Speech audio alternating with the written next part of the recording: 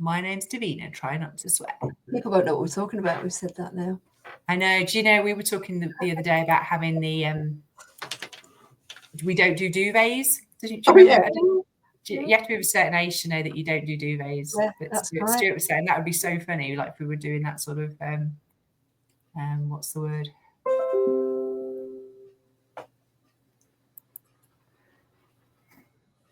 Operation Respond. There's you and me. Okay. We are live in Operation Respond. Please do not swear. Right, just 5 to 7. So we'll let people join us, and I shall find a pace in my pad to make my notes. Wonderful. Have you brought a drink with you, Rachel? I've got a glass of water.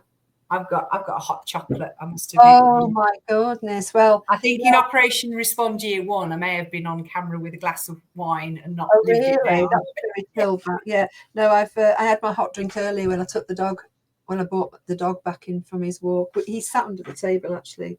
He's fine. He won't make a noise. I've seen so many wonderful dogs the last few days, I must admit. Oh yes, you would have done walking in. Yeah, and one really very muddy one this morning, and then we had the big debate about what does that do to your car when you've got a big white dog that is that muddy. So I just said you'd probably have a blanket and wouldn't worry about it. Yes, I'm sure you would. Yeah. That would be a consideration for me. I like a clean car. Yeah. Well, I definitely haven't got one now. That motorway M1 did that for me today. Which one did you go to? Which? We go to Nottingham because it's flat. Oh, yes, I've been to that one a long time ago with family. Yeah.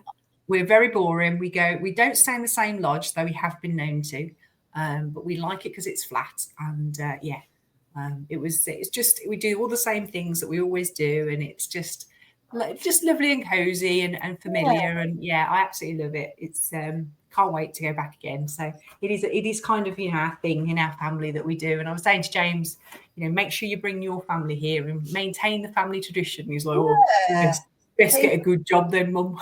Yeah, exactly. It's a nice place to go with families, though, isn't it? As well? Yeah. You see a lot of people there. A lot of people are in school today. I can tell you that for sure.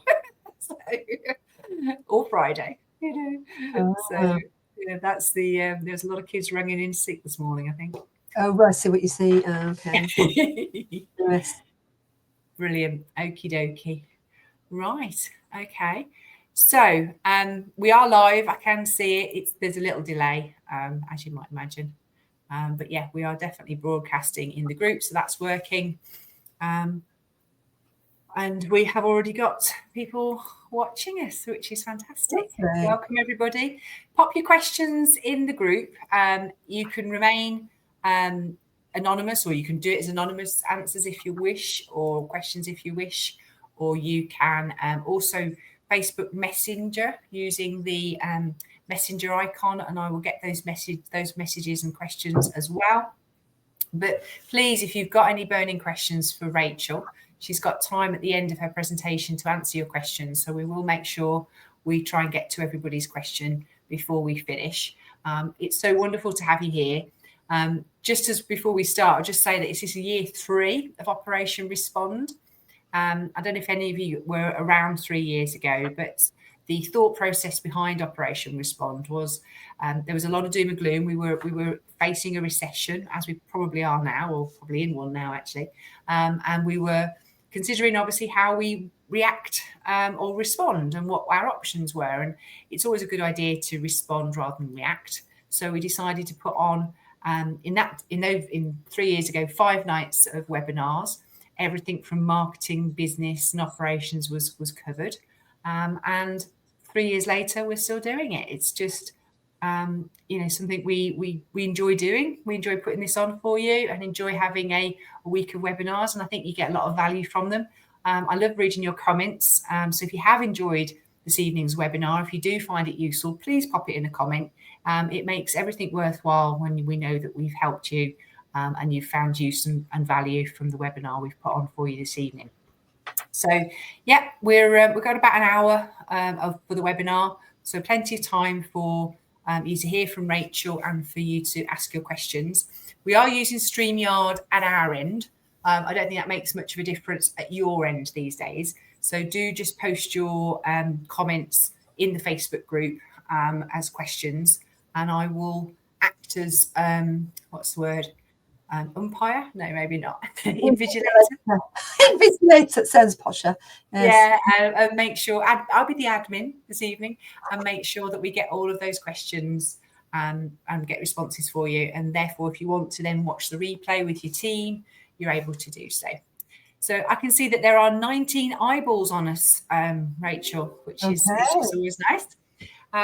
So yeah, well, without further ado, I will introduce you to Rachel Buckler, who's going to join us this evening to talk about the safeguarding reforms that are heading in our direction and everything we need to know. So yeah, without further ado, over to you, Rachel. Thank you. No pressure, everything we need to know. But that's great. Thank you for asking me. This is my second Operation Respond, because I was with you last year. So thank you. And I just want to say to people, hi, everyone. I can't see you, you can see me, but it's a pleasure to do these, and I get also the pleasure to work alongside Red Wing for the last few years, and I just thank you for asking me to come and do this tonight, Imogen. And what a year we are now in terms of change. Oh my goodness. In fact, the other day I was having a conversation with a colleague and I was like, well, do you know what? My head hasn't got the space to talk about or think about that bit of the change. You think about that and I'll think about safeguarding, because that's where my head is, which makes sense. We but I appreciate for many owners, managers who will be on this call tonight, we have to think about it all, and it's a lot. So we're going to break down some of these themes in the safeguarding reforms. My background is social care. Predominantly, I've worked in children's services for 30 or so years. I'm a consultant trainer now, and hopefully you'll see, those of you, I know there's some people on here who know me actually, but those of you who don't know me, hopefully you'll see the context that I'm kind of putting this in. But it is all about the early years foundation stage and the reforms that are in place. And let's just talk through those now. So I'm going to change these slides. It's a wonderful thing to be able to have this as a recording and come back to. So don't worry about taking notes. If you do take notes and you miss something, you can always go back and watch it again. That's the great thing about this. So I thought, well, let's start, because I like the biggest thing that really, well, the thing for me is to help you guys join the dots. So even though I've spent many years managing services, children's services for local authorities, which has included predominantly early years, I don't get to do that now, but I do get to work with some fantastic settings who are doing that. And I always say, if I can help people join the dots, then I've done a good job. Joining the dots from where things are kind of coming from. The slide here has got a little road, and seeing where it's going, where it's come from, is not just an interesting position to look at it from, but it's really important, because we need to understand kind of the direction of travel and some of the reasons why we're seeing some of these changes. So predominantly, if we go back to those of you who were here on the last one, we were talking about the 3 C's, weren't we? And I was talking about being compliant, being competent, and being confident. They're the 3 C's. But we were at that time seeing quite a number of emerging themes within the early years sector, which demonstrated some poor or unsafe practice. And I've thought very carefully about the first little bullet point on this slide, because it wasn't just poor practice. Some of it was very unsafe and led to some significant tragedies. And that's the sad thing about this when we're talking about safeguarding and child protection, as I do. It always touches on those things. So I'm not going to go into great detail, by the way, in terms of child protection themes, because this talk just touches on the EYFS changes. But can I just check that everyone feels okay to do that tonight? Just a bit of a check-in really about what the subject matter is, because the references to some of these reforms are sadly rooted in some tragedies. Okay, so just to make that clear. So there was a DFE, Department for Education, consultation in summer last year, 2024, closed I think around June time. It asked lots of questions about what providers, and well, not just providers, I remember doing the consultation, as did lots of other people. So generally what people were thinking about safeguarding and where it needed to be strengthened. And as a result of those, as a result of the consultation, we have got now a document, which in fact, Imogen, I'm thinking maybe after this session, we'll probably put it in the group and put the link in the group to the actual, to the actual document. So the Early Years Foundation Stage Safeguarding Reforms, it's quite a chunky document, but it looks at the consultation, but more importantly for me, it looks at changed words, changed the bits that are the areas that have been introduced, because some of it's brand new, and where they've amended. And I'm going to go through that in an hour to try and get a succinct potentially kind of overview of those things. So that's where we're going to do. That's what we're going to do this evening. The requirements don't need to be in place, or they won't be in place until September.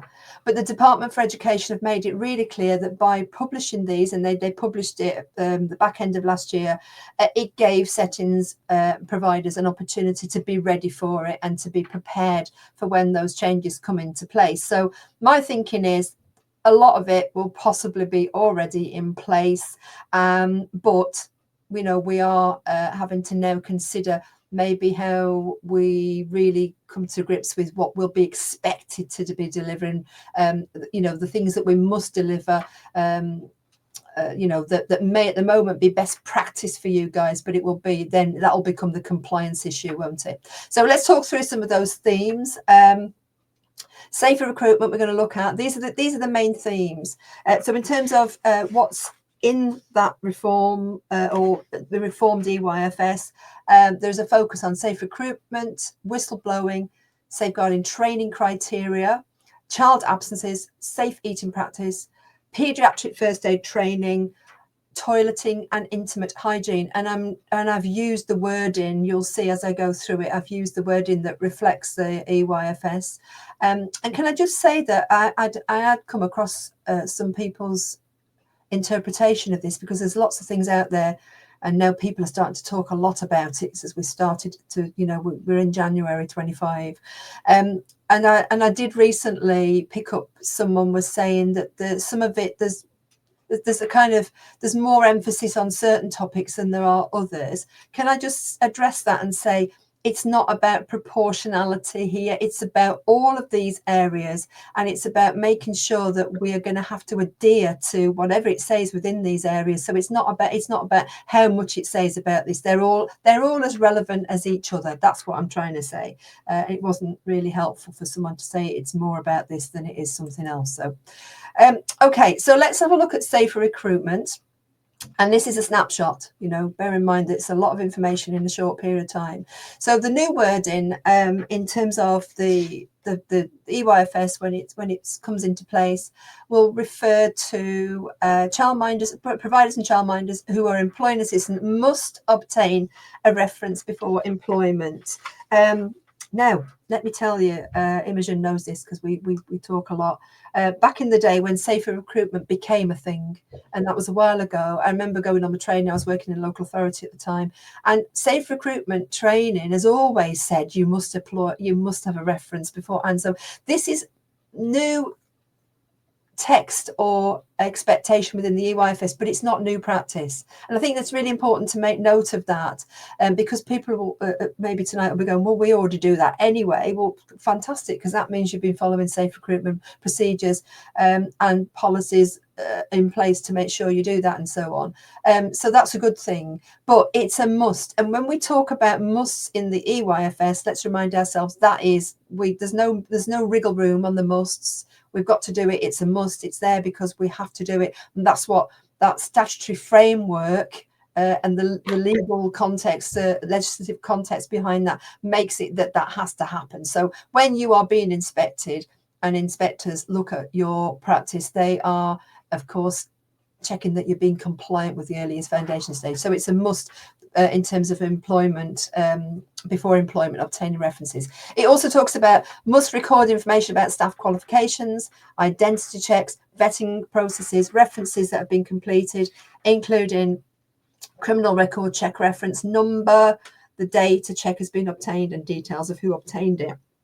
Some of you again are thinking, well, that's not new.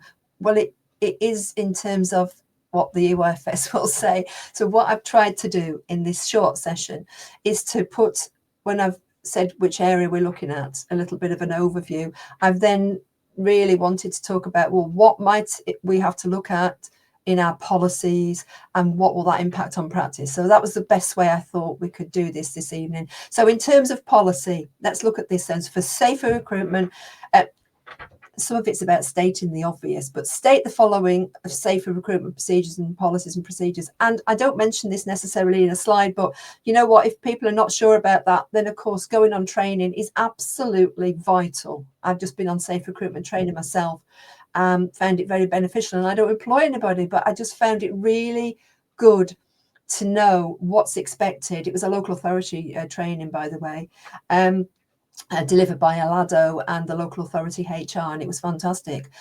But when we talk about, stating the obvious, going on training really supports that.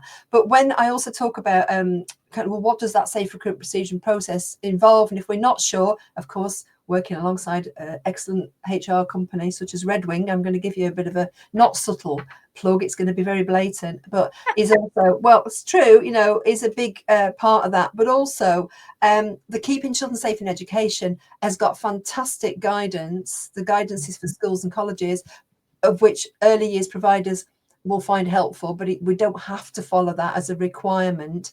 But it is a really good document if you're still not quite sure what safer recruitment procedures and processes involve. So those are the two things that I would say there. But policies, of course, need to state that. Policies must include procedures to follow to check the suitability of new recruits. And if it's got the little kind of if it's kind of in the dot in between, that means I've taken it straight out of that document and copied it and put it on the slide. And here's another one. References should be provided for previous employees upon request in a timely manner. And that means that if you're a provider or you have been an employer, you are an employer, and someone's asking you for a reference, that's how the onus is surely going to have to be on how you provide that in a timely manner. And we know that some of the issues have been around people just sitting on those references or not giving them to the people who need them to move that recruitment process forward. So in terms of practice, of course, it's adhering to the EYFS in all its contexts, attending that safe recruitment training, as I've said, and embedding safe recruitment policy and principles consistently across the setting and organisation is what I'm saying there. And it is about consistent, and it is about not skipping any part of it, and it's about being thorough and to making sure that it's kind of it's happening consistently all the time, and ultimately at the end of the day this is about safeguarding. Of course it is. The next one that I want to look at is whistleblowing.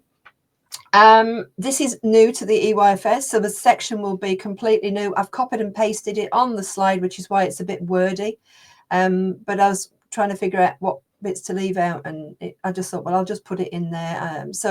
Let's just have a look at that. So providers then, childminders included, of course, provide, and of course this is in both documents. There's one for childminders, there's one for settings, and so on.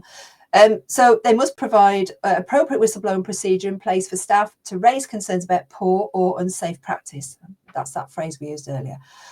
In the setting safeguarding provision, it must include when and how to report concerns and the process that will be followed after staff report that concern.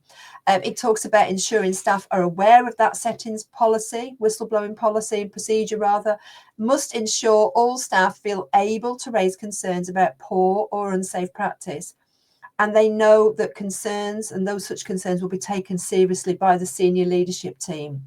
Where a staff member feels unable to raise an issue with their employer or feels that their genuine concerns are not being addressed, other channels are open to them.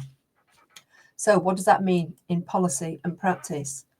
So in policy, that clear expectation of how whistleblowing is enabled for all practitioners. And so staff feel they're able to raise concerns about poor practice. And I was just working with someone recently about policies, and we were looking at the policies for this particular organisation, and we really were getting some great conversation going about, is it enabling? Does it prevent? Is there anything in the whistleblowing policy that is making people think, oh, I can't do that? that just feels a little bit scary, or that feels onerous, or that feels like something I can't engage with. Thinking about it from the practitioner's point of view, or people who are staff's point of view, how enabled are they then in that, the way that policy is written and the way that policy is communicated, and of course how it's actually rolled out in practice. So that's really, really important. We want people to feel that they can do something about an issue if they're concerned, and nothing should be preventing that from happening. By the way, when it talks about actually I'll come on to that in a minute. Let's go through the practice bit here.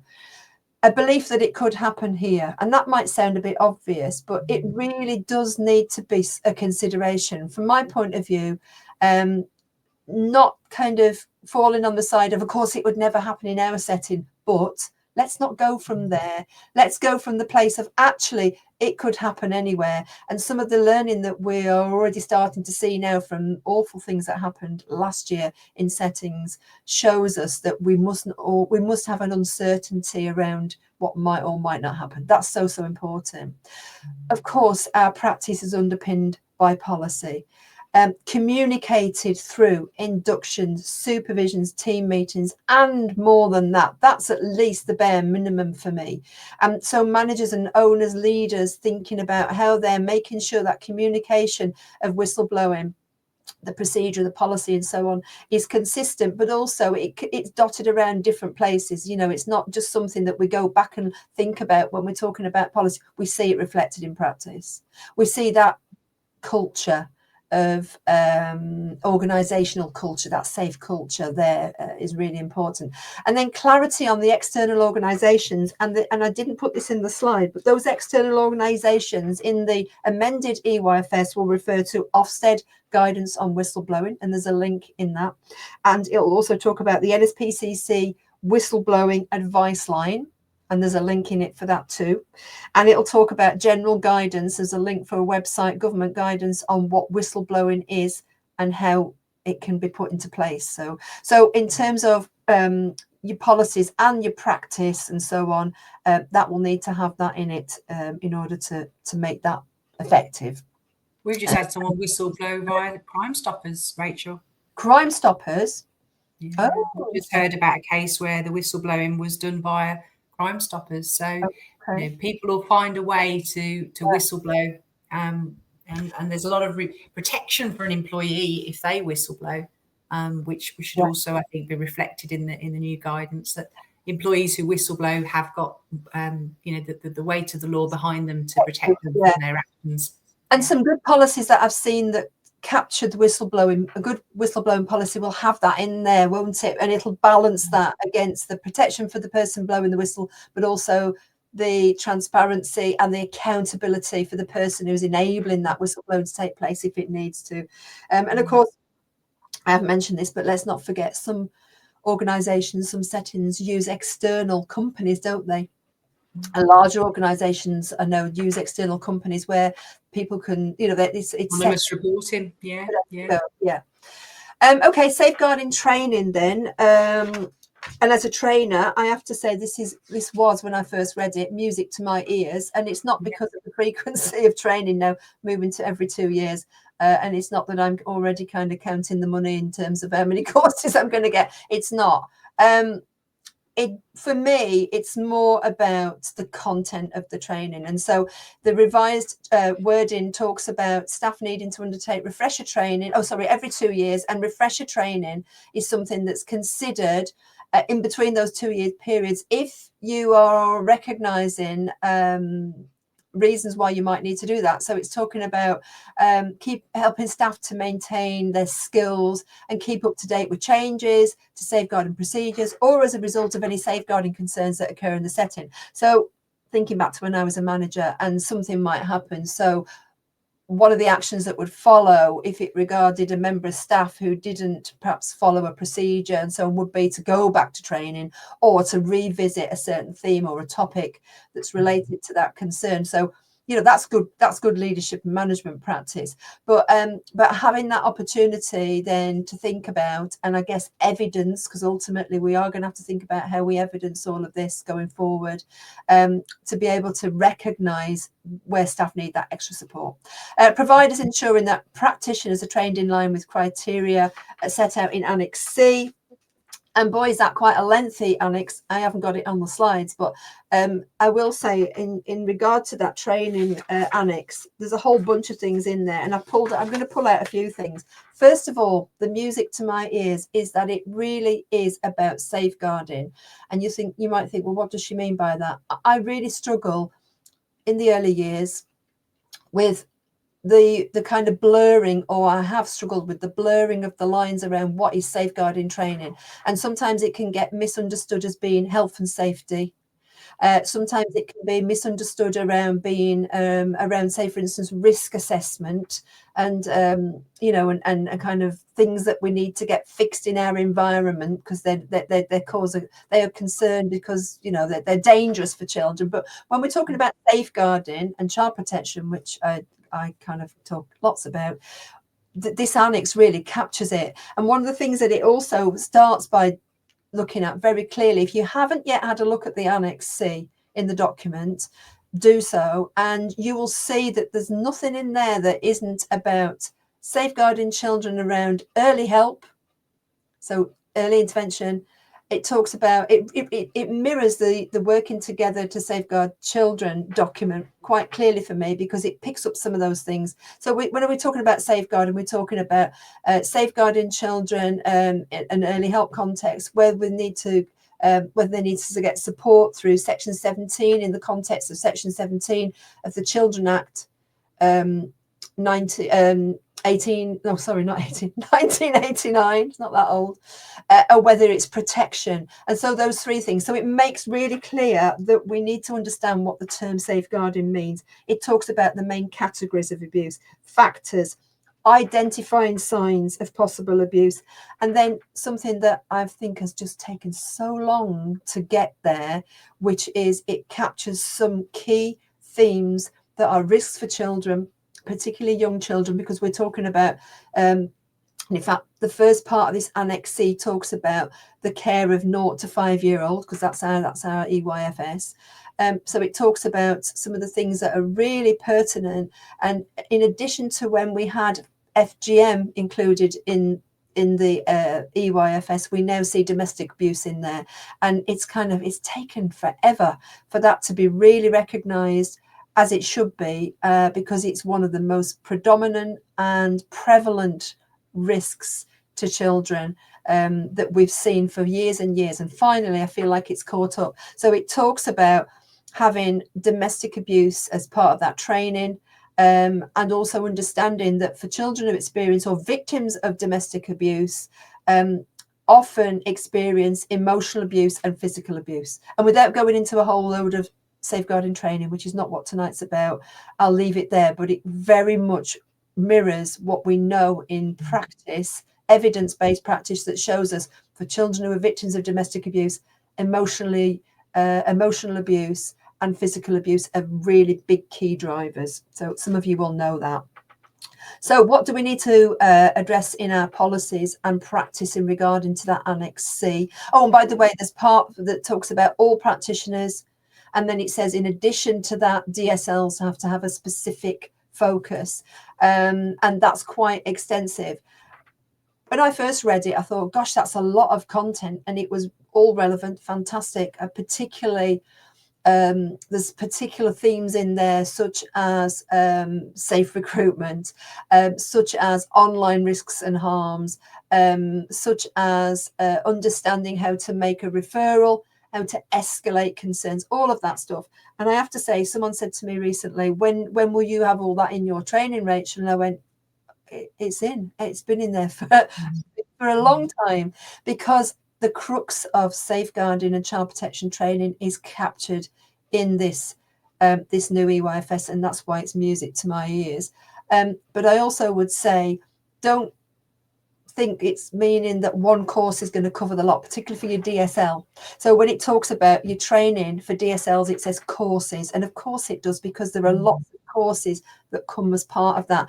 And really important, as someone who works very closely with local authorities, local safeguarding partners, it also makes very clear that the training has to be advice from local safeguarding partners and local authorities as part of that criteria. So that, I guess, will be checked out through inspection. Hope so, because that's a really important part of training.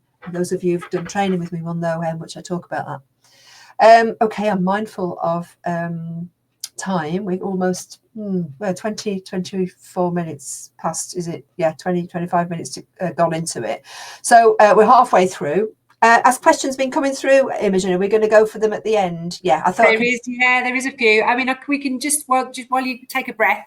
Yeah, they're going to be keen to have the slides that you've sent over. So I think I can probably upload a PDF to the file section of Operation Respond, if you're happy with that. I'm very happy with that. Yes. And then that means that people can print them off at their end if they wish. Yeah. Quite a few questions coming through about safer recruitment, as we might have expected. And obviously what happens about references and who's going to be, finding out if employers give the right sort of reference and that sort of thing. So we'll come back to them at the end. Okay. Somebody's asking about whether it's all staff should have the safeguarding training every 2 years. And I was just looking at the actual document to see if it specifies. It talks about practitioners. Yeah. But, I think it's child-facing roles, definitely. I think there is no harm in all of the organisation doing safeguarding training, because from a HR perspective, it's often the people who aren't working with the children all day, every day that perhaps raise the concerns. 100%. So best practice for me, and I work with lots of settings who bring their business manager, our admin, if they're in the building, we have the cooks coming in, and absolutely, because this is about understanding. We'll see as we go through this section here, we're going to start talking about child absences next, and we're going to talk a little bit about vulnerability, of which it draws on, and we need all of our staff. It's not going to give you a list, is it? But I think best practice is going to suggest that all practitioners. So I think the wording is those who designed for staff caring for 0 to 5 year olds. Is caring, it's the first sentence of Annex C. Is designed for staff caring for 0 to 5. But I think it's all and the beauty of Annex C is, and guys, you'll see this when you have a look at it, is that you could do this training in house, because they've basically told you the headings. They're not looking for you to spend money on this. They've basically said, these are the headings. Make sure that you've included all of these headings when you've communicated to your team. So we've got plenty of questions for you, Rachel. So don't worry. Right. So we'll come back to that later. But let's talk about child absences. Really topical anyway, because of the sad news around Sarah Sharif, who, of course, this is now become a feature that's going to be taken forward in a new bill. We're going to have the Children Wellbeing and Schools Bill going through Parliament. It's been announced, I think it was the 17th of December. They announced that this is going to come into being. So watch this space for all of that. And so sadly, we're seeing a driver here. This is very much focused on tragedy. So let's just have a little quick look. So it's under a new section, concerns about children's safety and welfare. In fact, there's 2 sections this comes under. So this is the first one, and it talks about providers following up absences in a timely manner. Again, that timely manner's frequent wording, isn't it, in the EYFS? If a child is absent for prolonged periods of time, or a child absent without notification from the parent or carer, attempts must be made to contact the child's parents or carers and alternative emergency contact. Providers must consider patterns and trends in the child's absence, their personal circumstances, and use their professional judgment. That's a big feature of safeguarding practice when deciding if their absence should be considered as prolonged. Consideration given to child's vulnerability, parents and or carers' vulnerability, and their home life. Could talk about that for a long time. Also, concerns must be referred to local children's social care. social care services or the police, if or a welfare check requested if need be.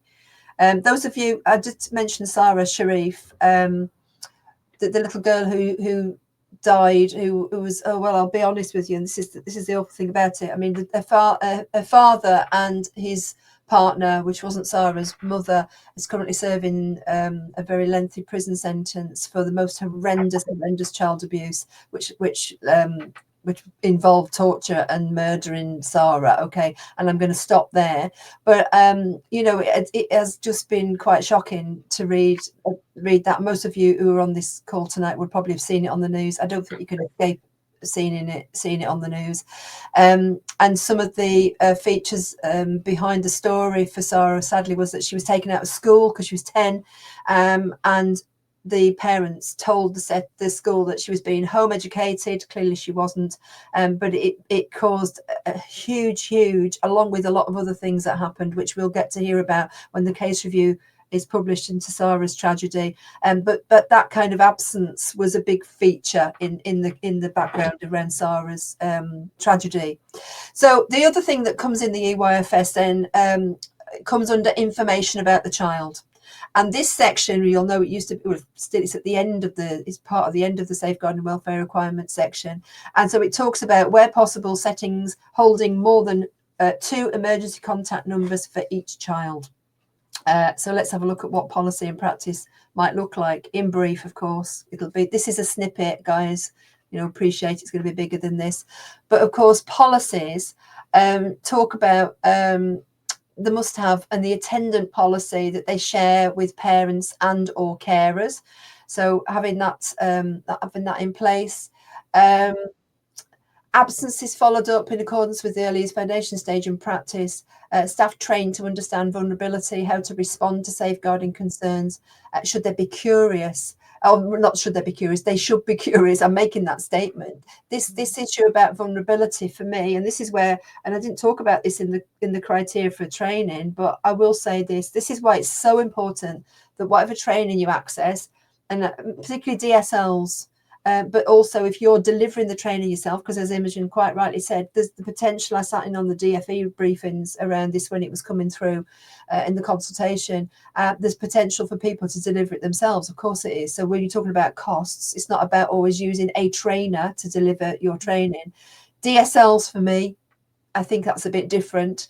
But it does talk about you know, having that meeting that criteria for me means that you can have training that helps you understand vulnerability of children. That is a massive one for me, and understanding those risks and understanding what makes a child vulnerable, family circumstances, understanding risks and protective factors. All of that is really important, which of course then informs our curiosity about whether we think that child is more vulnerable because of, or the likelihood of them not being in the setting means that they're not seen, so therefore they're more vulnerable. And that you know really is just something that we really need to get our heads around. So yeah, being curious is always going to be important. And then of course practice means, and this is hard because I remember trying to do this when I was working with parents, contact details being revisited regularly, because we know that they regularly change, frequently change. Is it the latest details? Have we got the latest numbers? You know, and also thinking about those contact details extending on family members. Is it grandparents? Is it aunts? Is it friends? Is it who is, you know, that's a tricky one, I appreciate. But, you know, I know best practice is that sometimes then we're constantly revisiting those contact details because we know we need to make sure they are accurate and up to date. So that's what it'll apply to practice. Okay, safe eating practice. It's quite chunky, this bit. It's quite lengthy. I've tried to summarize it with just some bullet points. Again, very much driven by the tragedy of Oliver Streeper, which is a little boy who choked in nursery. But then not just about the safe eating in regarding choking, but it's also about allergies and reactions, anaphylaxis, and so on. And let's not forget here, and it's quite clear, and this is, people will probably already know this, but when the DFE are changing things like the statutory framework, which is what's happening here. They are informed by notifications from Ofsted, case review learning, all the things really that help them see the picture of what practice looks like in early years, going back to that first slide, driven by some examples where things haven't been great. So they're the things that have informed these changes. So in brief, it talks about in this safer eating practice, and this is a new focus, it talks about food and drinking facilities. It refers to paediatric first aid qualified staff being in the room, particularly in amongst babies, always having someone there who's trained. I mean, good practice is that you get everyone trained. I know people might say that's really expensive, Rachel. I get that, but for me, it's about making sure that if staff, if children are around staff and anything happens and they need to respond to it quickly, and that risk is a dynamic risk, it's something that can change quickly, then we need people to know what to do and respond appropriately. So that's, of course, the EYFS does not say everyone has to be first aid trained. I remember years ago when that was being talked about, when the little girl Millie died. Do you remember? It was being discussed then, and the DFE responded that they didn't want to make it too overly expensive for settings to say they have to have them first aid trained. But let's not forget the driving factors around this has been tragedy. So anyway, I won't go into any more details about that, but yes, so the first aid trained staff, it's really important. Obtaining information before the child's attending. So this is about allergies.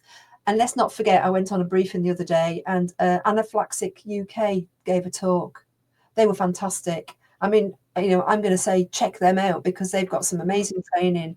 But we know in the early years, sometimes that allergy or allergic reaction is something that happens for the first time because they're too little and they're too young, and no one's noticed it before. We don't know that child's allergic to X, Y, or Z until that allergic reaction happens when they're in nursery. So being aware of that, so getting information, ongoing discussions with parents and professionals, because if they have had recognition of an allergy, then it could be health visitors are working with them. So other information is important, and that it's up to date, and that staff are aware how to respond if a child reacts, and the subtleties of it. It's not an expertise, it's not an area I know an awful lot about, but I was talking to a setting not so long ago, and they were saying staff just hadn't picked up on the subtlety of a reaction. It wasn't maybe what they thought an allergic reaction would look like, but it definitely was a change. So being aware of that. This section here really is more about safe eating, as in choking. So discussions with parents and carers about introducing solid foods, food preparation suitable for each child's needs, children being seated while they're eating, being in sight and hearing of staff, because we know that choking can be silent, and recording any choking incidents that require interventions. This is the specific wording. This isn't Rachel's wording. This is the wording that I've taken out of the EYFS. It'll be, of course, in a more, it'll be in paragraphs and it'll be in sections. That's why it's really good that you go look at the actual document. But recording of incidents is really important, because we may, not only for lots of reasons, because it's it's safe practice, but also we want to be sure that if it's happened once, we're going to prevent it from happening again, and that might mean having to look at a bigger picture there, okay, in terms of why that child is struggling and why a child might be choking. So in policy, stating how safe eating processes and dietary requirements are managed within the setting. Partnerships with parents and carers and other professionals, of course, making it clear and explicit in your policies what that looks like. What does that partnership with parents and carers and other professionals look like in your policy? And information sharing, always so important when it comes to any safeguarding, but safe eating practice is really important. Having a robust procedure and system in place, and there'll be lots of examples of how you do that, and I've seen some great examples, and some of you sat in tonight's session will think straight away, well, we do this, that works, we've got a system that really works.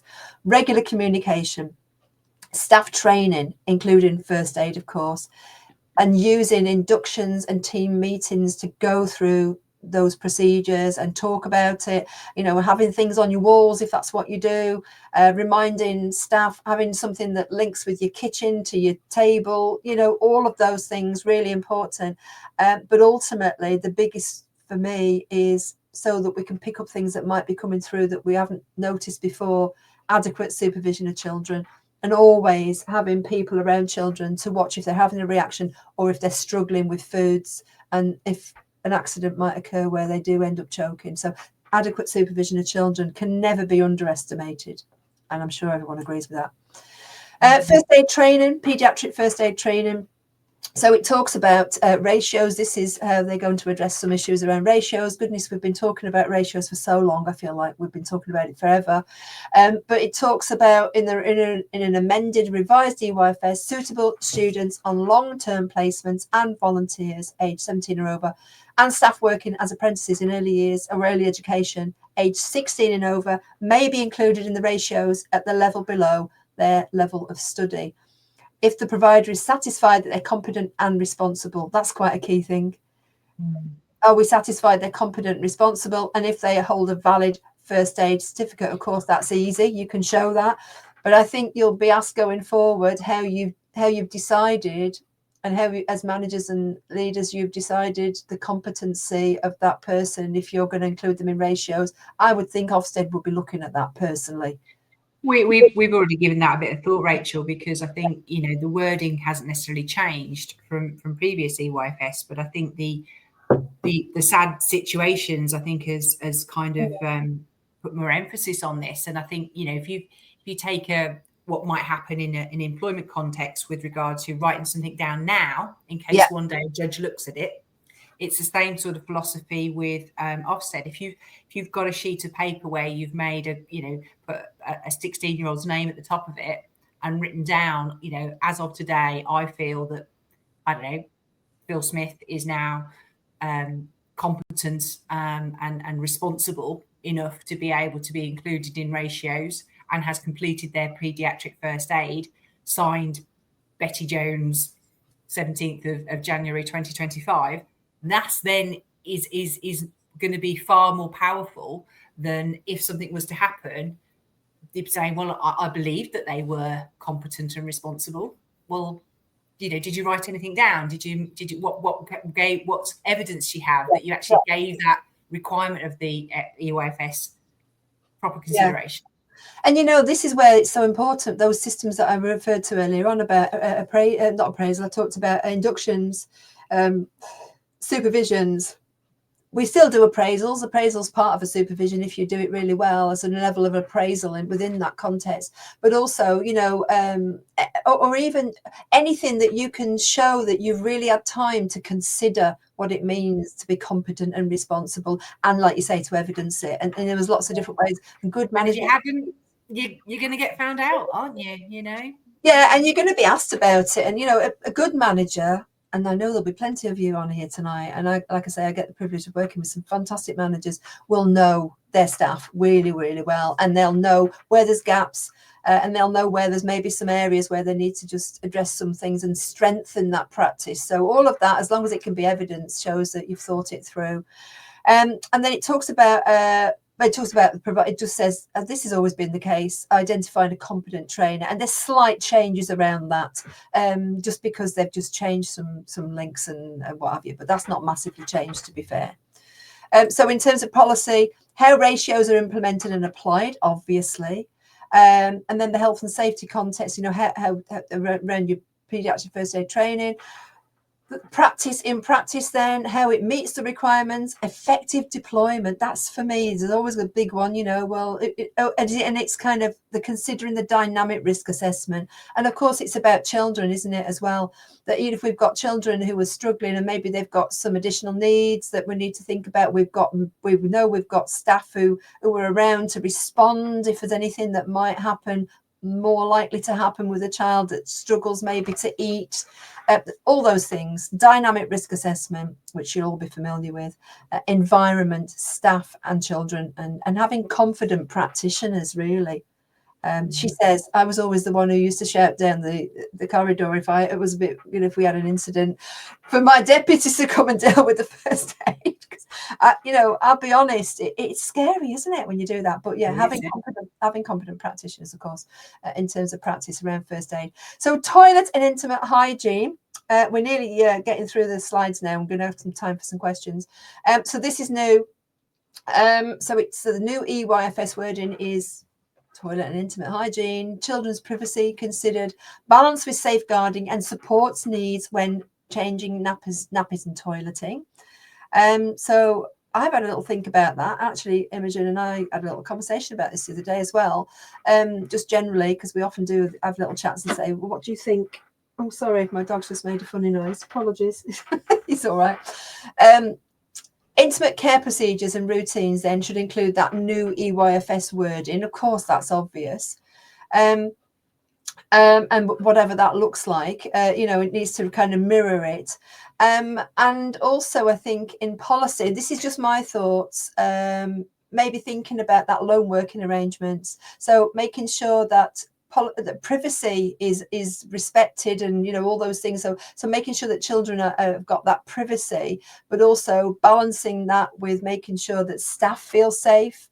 We had this conversation years ago because as a result of the Paul Wilson case review, which is a Birmingham nursery, where one of the recommendations that came out of Paul Wilson was someone who was a sexual predator who abused a child in nursery, and there was recommendations that nurseries had visibility panels, and we know that's not always possible. We know we can't always have if we could make our buildings look and be in that way, then great, but we know that's not always possible. But so having some kind of balance between privacy, but also making sure that safeguarding is covered, and also making sure that lone working, so allegations or anyone that may have an allegation made against them, so considering that as well.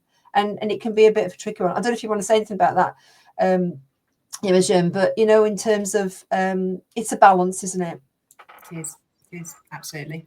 Okay. Yeah, and it can be devastating if an allegation is made, and takes weeks and weeks for parties involved to identify whether any wrongdoing has happened. And unfortunately, sadly, practitioners who have allegations made against them, even when those allegations are found to be unfounded or false, leave the sector and they never return. So it's something we've definitely got to give some thought to.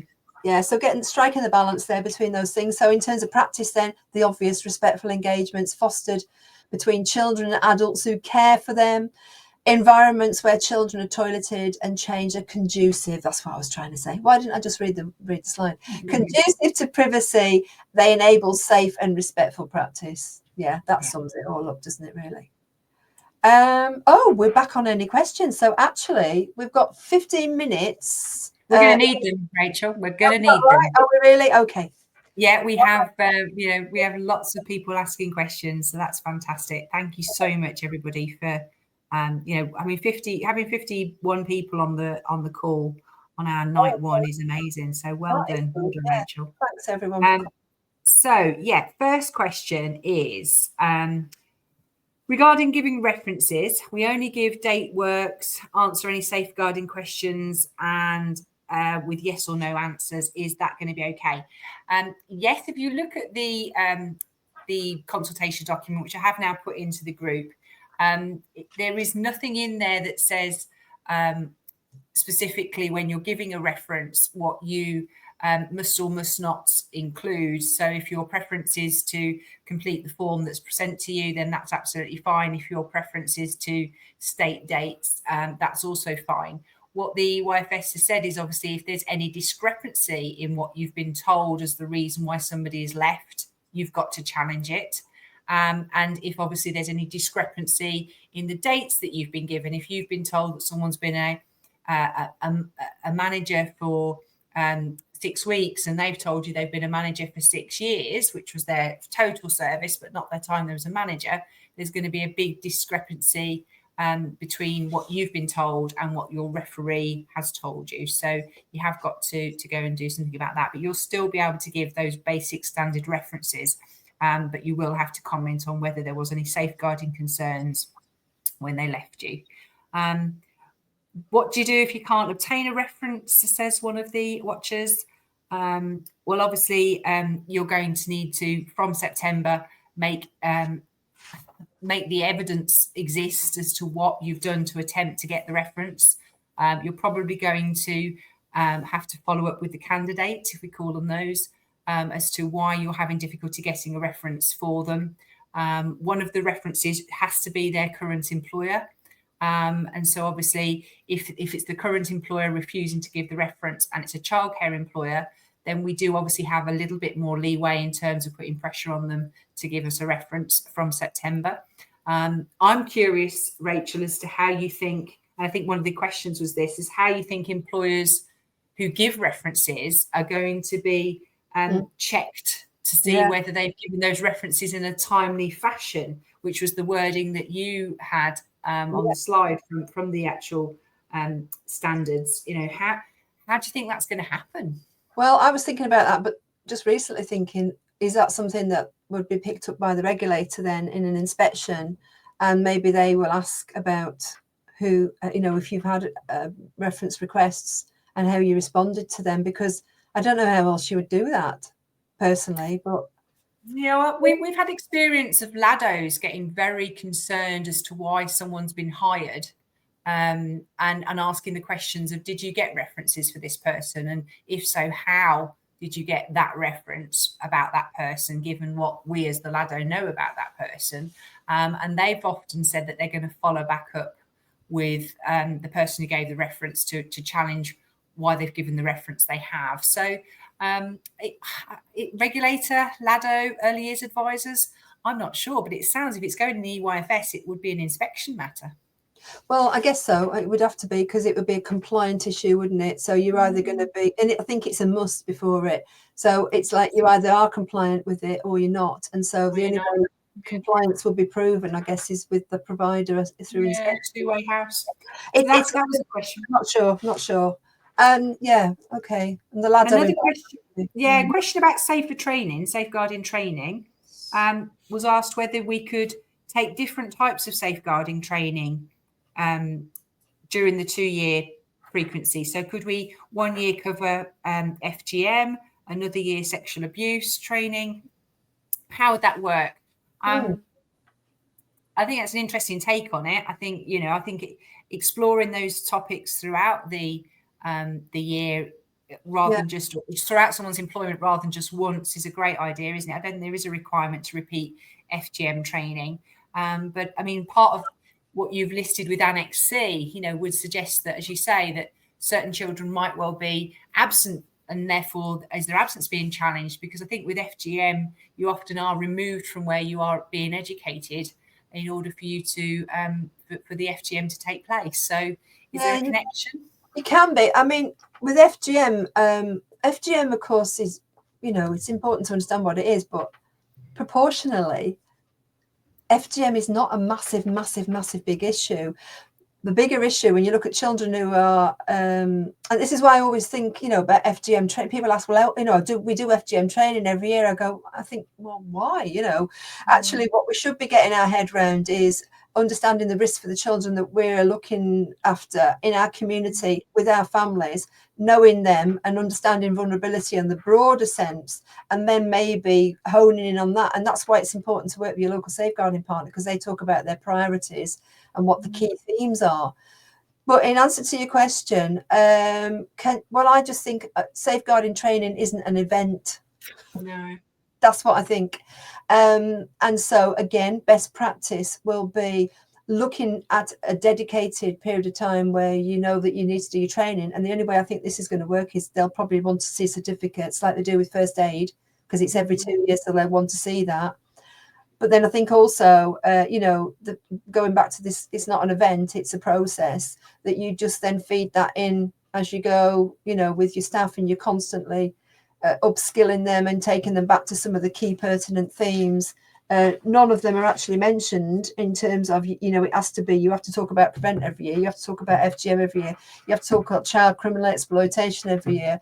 For me, it's about knowing your children and families and communities, and then you spend more time looking at those things that are impacting on, because it does talk about the factors, the situation and the actions that could lead to abuse, harm or neglect. That's the exact wording. So you can't just put a title on it and say it's got to be that training. You know, we need to get our heads away from that.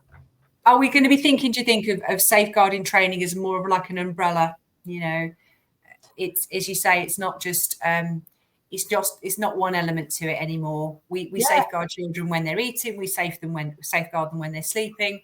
We think about them being at risk of abuse in the home, at risk of abuse in the nursery. We think of it holistically. We do think of it holistically, but the criteria is very focused on safeguarding and child protection. It's very focused on that. So in that criteria, it doesn't talk about how, for instance, it doesn't talk about allergen training. It doesn't talk about, it's safeguarding. And this is where I've kind of been trying to communicate with people. But it does talk about, well, so if you look at the DSL, it breaks down a bit more themes. So it talks about how you ensure safe recruitment. It talks about how you refer and escalate concerns, how you manage and monitor allegations of abuse, how you ensure internet safety.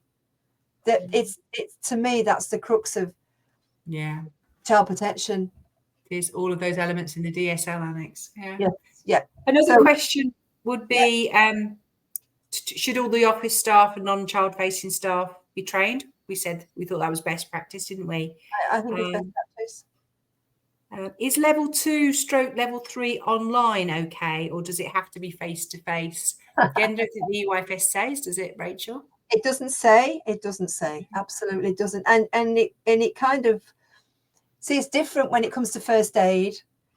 You know, I've worked in the first aid context for a number of years now, so kind of not just from I've been worked in a company that delivers it, and having to answer questions about first aid. There's a technical element of first aid that has to be done face to face. So you can see how the EYFS has evolved to make it very clear. I remember saying during COVID, to Ofsted, why are people getting away with having a complete online first aid course? And I remember Ofsted saying to me, well, it doesn't say anything other than that. It's not explicit enough in the EYFS. And then they made it explicit. And then they said 6 hours online, you can do a blended 6 hours face to face. And it's because of the technicality of the instruction that comes with the technical side of first aid. In safeguarding, it doesn't.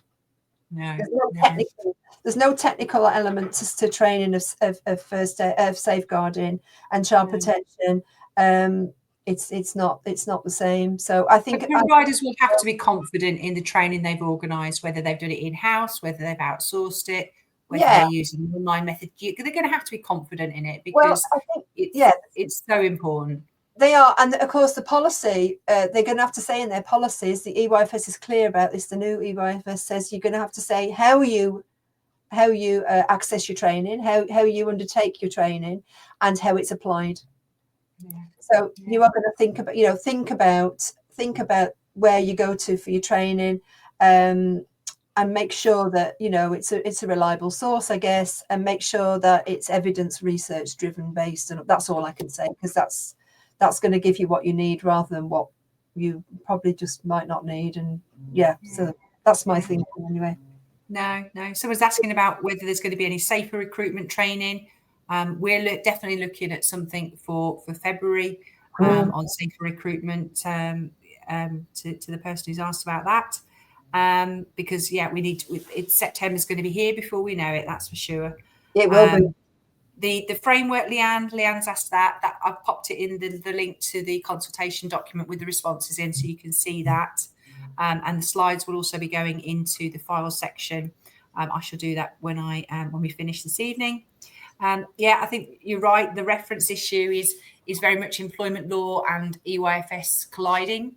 Employment law obviously has a role to play in making sure that we give references that are we are doing a service to the person who's asking for a reference. There's law around, not giving somebody a misleading reference. That's been around for a while. We're moving more to the model that obviously the Financial Conduct Authority has had for organisations that are regulated by them, that you have to give references in early years. We're moving towards that model in the same way that if somebody moves from one bank to an insurance company, they have to have a reference, that they have to provide that reference. I think we're moving more towards that model with the EYFS from September, but it's going to be interesting trying to navigate it, that's for sure, to make sure that references are obtained and that references are provided, and there's going to be definitely a lot of work for every one of us to look at in that direction. Sure. Someone's asking about online training for safeguarding, and that they feel, or basically is feeling that safeguarding is. Oh, it's actually a very good comment about you, Rachel. This person saying how wonderful a trainer you are and how worthwhile you are having face-to-face. That's later. Yeah, and someone else is saying face-to-face is great for training because it's those conversations between the colleagues. Yeah, I mean, that's so true, isn't it? And you know, how many times have we seen situations where actually you know, the safeguarding training hasn't worked, and that's why you know, employers are having to look at what's happened and you know, and then putting in place better safeguarding training going forward to make sure it doesn't happen again. So and I mean, to be honest, I do a bit of both. I sometimes do face-to-face and online blended as well, but the best conversations are when you can unpick in a conversation with somebody. For sure. Absolutely.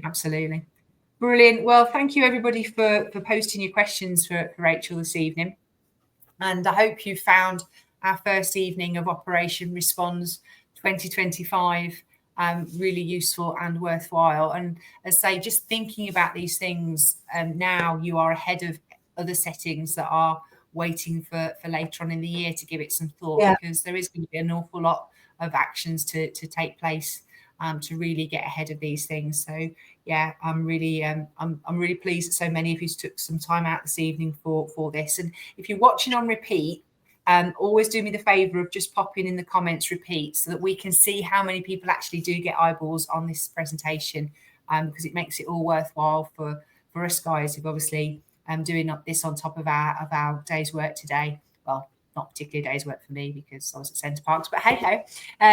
But yeah, on top of the day, we're here this evening, and we are here Monday, Tuesday, Wednesday and Thursday this week. So thank you, everybody. Thank you for the lovely comments you're popping in the Facebook group. You'll be able to see those, Rachel, when you.